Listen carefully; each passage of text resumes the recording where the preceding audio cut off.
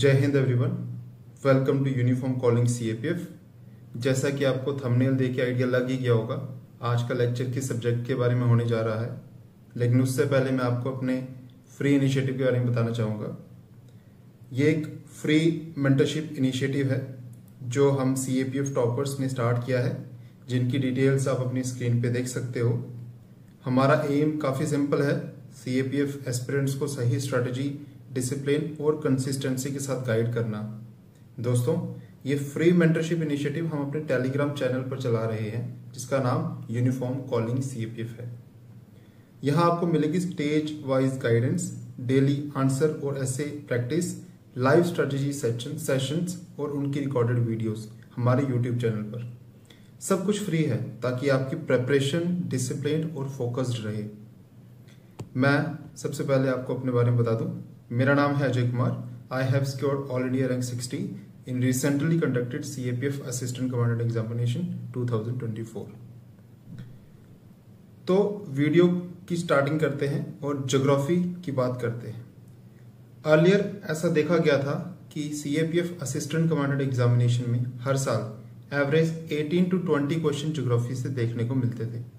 But this year in 2025 trend has been changed. इस साल के पेपर में हमें देखने को मिले सिर्फ 10 से 12 क्वेश्चन ज्योग्राफी में से। तो इससे हमें क्या पता चलता है? ज्योग्राफी की इंपॉर्टेंस कम नहीं हो रही है, बस नंबर ऑफ क्वेश्चंस ऊपर नीचे हो रहे हैं। हो सकता है आने वाले सालों में ये नंबर ऑफ क्वेश्चंस बढ़ जाएं। ज्योग्राफी हमेशा से ही एक इम्पॉर्टेंट और स्कोरिंग सब्जेक्ट रहा है। चलिए ज्योग्राफी एज ए सब्जेक्ट को समझने की कोशिश करते हैं। इसके 4 मेन कंपोनेंट्स हैं, जिसमें कि फिजिकल ज्योग्राफी है। सबसे पहले हम फिजिकल ज्योग्राफी की बात कर लेते हैं, जिसमें अर्थ के structure, landform, climate, ocean currents और नेचुरल प्रोसेसेस आते हैं। ये कॉन्सेप्ट्स आपको एक साइंटिफिक बेस देते हैं।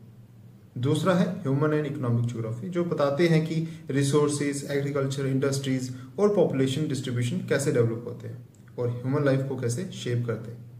तीसरा है और सबसे इंपॉर्टेंट इंडियन ज्योग्राफी। इस पे सीएपीएफ एग्जाम में सबसे ज्यादा वेटेज होती है और इसमें physical features, monsoon, soil, vegetation, resources और इंडस्ट्रीज को कवर किया जाता है। चौथा है वर्ल्ड ज्योग्राफी, जहां आपको major continents, oceans, climate pattern और इंपॉर्टेंट जो मैप्स होते हैं वो समझने होते हैं। Last but not the least, ये कोई सेपरेट सब्जेक्ट नहीं है, लेकिन हर कंपोनेंट के लिए बैकबोन की तरह काम करता है। मैप के बिना ज्योग्राफी अधूरी है और सीएपीएफ के लिए तो ये सबसे पावरफुल टूल है। इसको कैसे प्रिपेयर करना है ये मैं आपको वीडियो के अगले पार्ट में बताऊंगा, जहां मैं डिटेल में बताऊंगा कि क्या स्ट्रेटेजी रहनी चाहिए मैपिंग को लेकर के। तो अभी हम कुछ स्टैंडर्ड सोर्सेज की बात कर लेते हैं, जो कि आमतौर पर हर एक एस्पिरेंट जो है कवर करके जाता है।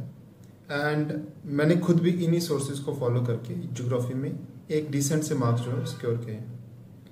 ये सोर्स है NCERTs from class 6 to class 12th. The total number of NCERTs are 9, 6, 7, 8, 9, 10 and 2 from each 11th class and 2 each from 12th class. अब बात करते हैं एक इंपॉर्टेंट चीज की कि एनसीईआरटीज को पढ़ा कैसे जाए, कैसे कवर किया जाए। देखिए, एनसीईआरटीज फाउंडेशन है और उनको सिस्टमेटिकली पढ़ना जरूरी है। फर्स्ट रीडिंग में बस समझने की कोशिश कीजिए, रटने की जरूरत नहीं है। सेकंड रीडिंग में इंपॉर्टेंट फैक्ट्स को हाईलाइट कीजिए और शॉर्ट्स नोट्स बनाइए जो आपको रिवाइज करने में मदद करें। साइड पे मैं ट्राई करूंगा कि कुछ फोटोग्राफ्स फ्रॉम माय एनसीईआरटी मैं पेस्ट कर लूं। मेरे पास अभी मेरे एनसीईआरटीज के नोट्स अवेलेबल नहीं है, बट मैं कोशिश करूंगा कि शॉर्ट वीडियो में वो नोट्स को भी प्रोवाइड किया जाए, कि बताया जाए कि एनसीईआरटीज में से नोट्स को कैसे बनाया जाता है। उसके बाद थर्ड रीडिंग के टाइम पे एमसीक्यू की प्रैक्टिस कर सकते हैं, जो पीवाईक्यूज हैं सीएपीएफ और सीडीएस के या सिविल सर्विसेज के भी अगर आपके पास अवेलेबल है तो आप कर सकते हैं। स्पेशली सीएपीएफ के तो करने ही करने प्रीवियस 5 से 10 सालों के। ये मैं क्यों बोल रहा हूँ ये मैं आगे आपको समझाऊंगा। सीएपीएफ के जो पीवाईक्यूज हैं, ये यूपीएससी ने कंडक्ट कराया, यदि आप वो लगाते हैं तो उससे आपको एग्जाम के पैटर्न को समझने में हेल्प होगी और ये पता चलेगा कि कौन सा टॉपिक और कौन सी थीम बार बार यूपीएससी पूछ रहा है। साथ ही एक एटलस का भी यूज करने की हैबिट बना लें, जैसे ऑक्सफोर्ड या ओरिएंट ब्लैक स्वान, क्योंकि ज्योग्राफी में मैप्स बहुत क्रूशियल होते हैं। आप क्लासेस की बात करें तो क्लास 9th से लेकर के 10th और 11th और 12th की एनसीईआरटीज को तो थॉरली पढ़ना है, इसका कोई सब्स्टिट्यूट नहीं है, क्योंकि 70 to 80% जो सिलेबस है वो ये 6 एनसीईआरटीज कवर कर लेती है। क्लास 6 to 8th की जो एनसीईआरटीज हैं उन्हें कंसेप्चुअल क्लैरिटी के लिए पढ़ सकते हैं, लेकिन इनको स्किप नहीं करना है, क्योंकि इनमें जो कॉन्सेप्ट दिए हैं उनके बेसिस पे रिपीटेडली क्वेश्चंस पूछे जा रहे हैं। जैसे इस साल के पेपर में 2 क्वेश्चन आपको देखने को मिलेंगे, इंटरनेशनल डेट टाइम से, इंटरनेशनल डेट लाइन से, और दूसरा सीजनल वेरिएशन से। हाँ, मैं ये जरूर मानता हूँ कि इंटरनेशनल डेट लाइन वाला क्वेश्चन जो था वो क्लास 6 की एनसीईआरटी की अंडरस्टैंडिंग के बेसिस पे नहीं सॉल्व किया जा सकता, लेकिन ये बात आपको समझनी होगी कि सिलेबस का मतलब सिर्फ वो एनसीईआरटीज नहीं है, सिलेबस का मतलब पीवाईक्यूज भी है। यदि आपने सीएपीएफ का 2024 का ये वाला क्वेश्चन सॉल्व किया होता और हर एक स्टेटमेंट को ध्यान से पढ़ा होता और समझा होता और उसके नोट्स बनाए होते, तो आप उस बेसिस पे इस क्वेश्चन को जो 2025 में पूछा गया है उसको सॉल्व कर सकते थे। आगे बात करते हैं कि क्या एनसीईआरटीज जो है वो सफिशिएंट है, क्या हमें एनसीईआरटीज के अलावा किसी और सोर्स पे रिलाई नहीं करना चाहिए। तो देखिए, जैसा कि ट्रेंड एनालिसिस कर पा रहे हैं हम इन सालों का, तो ज्योग्राफी में एनसीईआरटीज इंपॉर्टेंट है लेकिन काफी नहीं है। तो सॉल्यूशन क्या है, व्हाट आफ्टर एनसीईआरटीज। चलिए अब नेक्स्ट बात करते हैं कि क्या एनसीईआरटीज सफिशिएंट है सीपीएफ एग्जामिनेशन के लिए। जैसा कि लेटेस्ट ट्रेंड है पिछले 2-3 सालों से, जिस तरह की स्टेटमेंट्स क्वेश्चंस में बन रही हैं, ये कहना बिल्कुल मेरे ख्याल से गलत होगा कि हम सिर्फ एनसीईआरटीज पे रिलाई करके इस एग्जाम को क्रैक कर सकते हैं। हमें एनसीईआरटीज को कवर करना है, लेकिन एक तरीके के साथ। हमें कोशिश करनी है कि एनसीईआरटीज को रीड करने के साथ साथ हम यूट्यूब पर या किसी और माध्यम से लेक्चर्स का भी सहारा लें, क्योंकि कुछ कॉन्सेप्ट्स ऐसे होते हैं एनसीईआरटीज में जिनका मेंशन तो मिलता है लेकिन उसमें डिटेल्ड एक्सप्लेनेशन नहीं होती या फिर एडिशनल इन्फॉर्मेशन नहीं होती, और with the passage of time UPSC वहीं पे थोड़ा डेप्थ में जाकर के क्वेश्चन पूछ रहा है। तो हमें सिर्फ लाइन टू लाइन नहीं पढ़ना, बल्कि रीड बिटवीन द लाइंस भी करना है, यानी कि अच्छे से उस कॉन्सेप्ट को समझना है। अगर इनफ इन्फॉर्मेशन नहीं एनसीईआरटी में अवेलेबल है तो हमें उसे गूगल से सर्च करना है या किसी और स्टैंडर्ड बुक से सर्च करके उसके प्रॉपर नोट्स बनाने हैं। फॉर एग्जाम्पल, जैसे कुछ इंपॉर्टेंट थीम्स हैं ज्योग्राफी में, ये यूपीएससी बार बार पूछता रहता है सीडीएस और सीएपीएफ एग्जामिनेशन में। वल्कनिज्म है, तो वोल्केनोज का अगर आपको लगता है कि इनफ इन्फॉर्मेशन नहीं कवर की गई है तो आपको एक्स्ट्रा इन्फॉर्मेशन कवर करनी पड़ेगी फ्रॉम गूगल।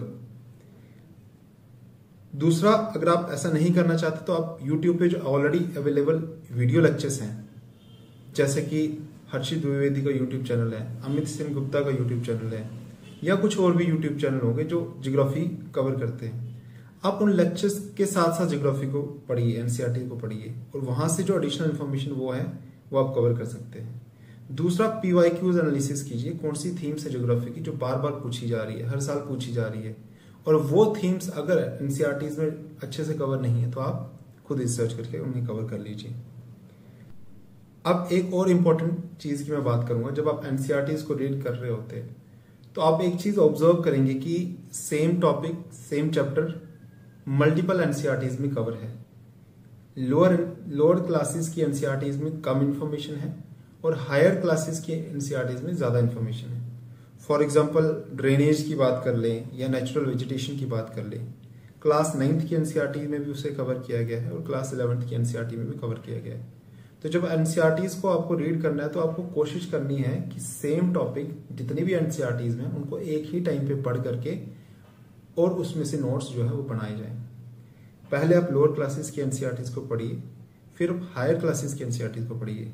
जो एडिशनल इन्फॉर्मेशन है उन्हें ऐड ऑन करके एक जगह पे सेपरेट लिख लीजिए। इससे आपका टाइम भी बचेगा रिवीजन करने के टाइम पे जब आपका एग्जाम आने वाला होगा, और दूसरा आपको एक ही जगह पे सारी इन्फॉर्मेशन मिल जाएगी। और यहीं से आपको एक और क्वेश्चन का आंसर मिलता है, वो है नोट्स मेकिंग। क्या एनसीईआरटीज की भी नोट्स मेकिंग करनी चाहिए? बिल्कुल करनी चाहिए। एनसीईआरटीज अगर ज्योग्राफी की बात करें, देयर आर 9 एनसीईआरटीज। आपको बार बार रिवीजन करना है जो कंटेंट एनसीईआरटी में अवेलेबल है। अगर आप नोट्स बनाएंगे तो आपकी वन टाइम इन्वेस्टमेंट होगी, एक बार टाइम लगा करके फिर आपको अपने नोट्स को ही रिवाइज करना है। और दूसरा फायदा ये है कि आप नोट्स को एडिट भी कर सकते हैं। कुछ लोगों को आदत होती है एनसीईआरटीज में ही खाली स्पेसिस को एज अ नोट मेकिंग की तरह इस्तेमाल करना, फ्लो चार्ट बनाना।